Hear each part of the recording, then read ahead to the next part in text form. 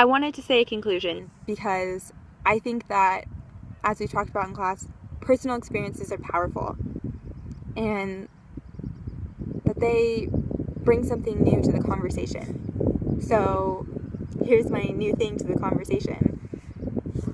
I've been in love with both men and women. And I've been invisible and visible.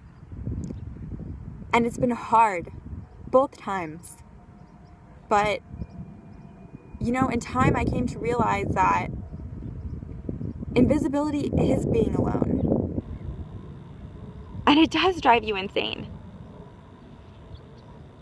There are so many talks within the political domain about what it means to be gay and, having rights and all of those things, but I still don't know what it means to be me. And I don't think that anybody else does either. And, I just love people.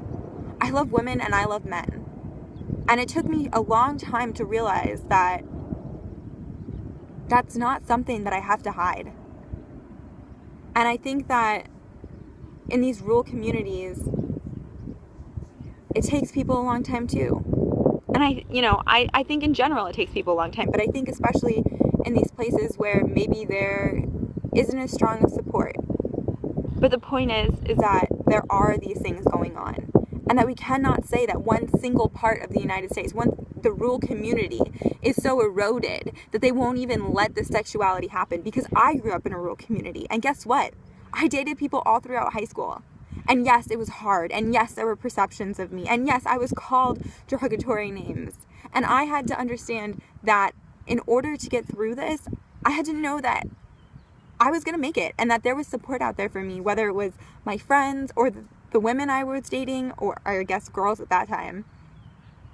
And I think that is what is important here, is acknowledging not the short sides of the rural community, although obviously there's room for improvement, but there's room for improvement even in the urban community.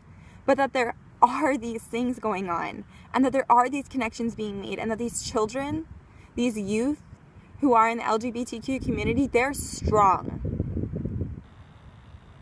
We are strong. And I'm proud to say that I was LGBTQ youth.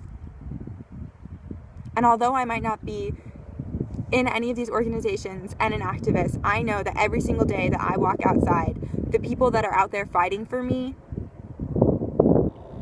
they make it possible so that I don't have to hide who I am, so that I too can be visible.